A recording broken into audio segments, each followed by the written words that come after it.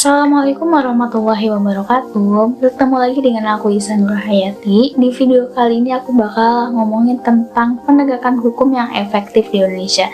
Nah, hukum itu sendiri artinya adalah peraturan yang berupa norma dan sanksi. Tujuan hukum itu untuk mengatur, untuk memberi keadilan dan mencegah sebuah kekacauan. Nah, hukum di Indonesia itu adalah hukum campuran, di mana dari hukum Belanda, hukum agama, dan hukum adat. Nah, hukum campuran ini diatur oleh perundang-undangan. Perundang-undangan itu berlandasan kepada Pancasila, ideologi negara kita. Lalu, bagaimana sih kondisi hukum di Indonesia saat ini? Hukum di Indonesia saat ini bisa dibilang tidak baik-baik saja, teman-teman, di mana hukum ini bisa dibeli oleh mereka yang berkuasa. Contohnya saja, di Indonesia ini memiliki sebuah peraturan di mana peraturan ini dari dulu itu sudah dilaksanakan, sudah ditertibkan, tidak ada yang menyeleweng. Lalu baru-baru ini tuh ada seorang penguasa yang merubah peraturan tersebut untuk kepentingan pribadinya, dan kepentingan pribadi ini banyak sekali orang yang mengatakan bahwa ini termasuk nepotisme gitu, untuk kepentingan pribadi, untuk kepentingan keluarganya.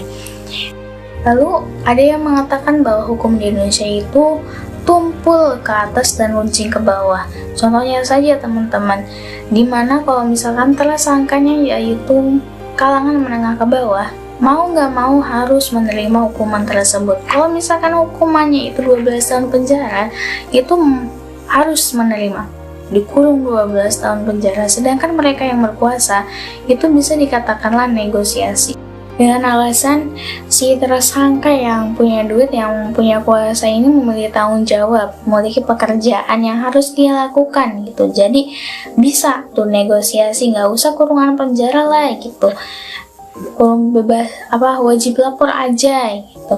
Tapi kan yang menengah ke bawah juga memiliki tanggung jawab, memiliki sebuah pekerjaan yang harus dia lakukan gitu. Lalu mengapa yang menengah ke bawah itu tidak bisa melakukan aktivitas seperti biasanya gitu?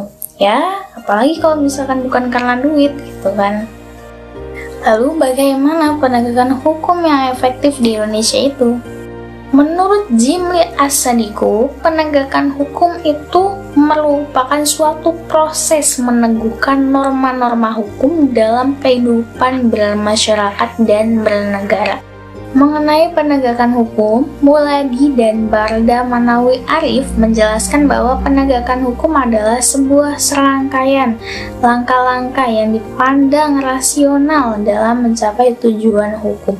Langkah-langkahnya yaitu: yang pertama yaitu langkah formula, di mana parlemen hukum itu bisa menerapkan hukum secara abstrak tapi sesuai dengan kondisi dan situasi saat ini atau situasi yang akan datang.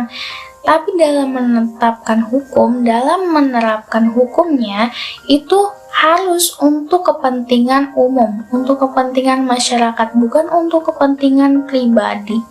Kedua, yaitu langkah aplikasi. Pada tahap ini bisa dikatakan sebagai fase penegakan hukum pidana dari penegak hukum ke pengadilan. Nah, dalam penegakan hukum itu, peran penegak hukum itu untuk mengawasi dan mengatur sesuai dengan perundang-undangan yang sudah dibuat oleh legislatif, dengan berlandaskan kepada nilai-nilai keadilan dan efisiensi. Ketiga adalah langkah pelaksanaan, di mana pada tahap ini peraturan-peraturan yang sudah dibuat oleh legislatif itu harus dilaksanakan, dan dalam melaksanakannya itu bukan hanya tugas si penegak hukum, tapi semua masyarakat di Indonesia harus melaksanakan, harus menaati peraturan-peraturan yang sudah dibuat. Dan dalam membuat peraturannya itu harus memikirkan apakah sesuai dengan kondisi saat ini dan baik tidak untuk masa depan, bukan untuk kepentingan pribadi. Nah, aku pribadi setuju dengan pendapat Barda Nawawi Arif dan Mulyadi tentang penegak hukum yang efektif di Indonesia. Yang pertama itu parlemen hukum atau legislatif itu membuat hukum yang sesuai dengan kebutuhan negara kita, apakah hukum ini baik atau tidak. Terus dalam membuat hukum tersebut itu untuk kepentingan umum, untuk kepentingan rakyat, bukan untuk kepentingan pribadi. Dan juga setelah hukum itu sudah dibuat, lalu penegak hukum itu bertugas untuk mengawasi apakah hukum ini berjalan dengan sesuai, apakah masih dalam jalan yang sesuai dengan undang-undang atau tidak. Dan dalam mengawasinya, dalam menegakkannya itu harus berprinsipkan kepada nilai-nilai keadilan. Setelah hukum itu dibuat dan penegak hukum itu melaksanakan tugasnya secara benar, maka kita sebagai rakyat pun harus menaati peraturan yang sudah dibuat gitu, karena peraturan segala hukum itu baik untuk kita. Bertujuannya itu untuk mengatur, untuk memberikan kita sebuah keadilan. Jadi ayo kita taati peraturan-peraturan yang sudah dibuat oleh pemerintah, jangan hanya untuk pajangan semata, dan jangan sampai kita melanggar hukum yang sudah dibuat oleh pemerintah. Cukup sekian video tugas saya kali ini. Mohon maaf apabila ada kesalahan kata atau penjelasan yang kurang dimengerti. Saya tutup. Wassalamualaikum warahmatullahi wabarakatuh.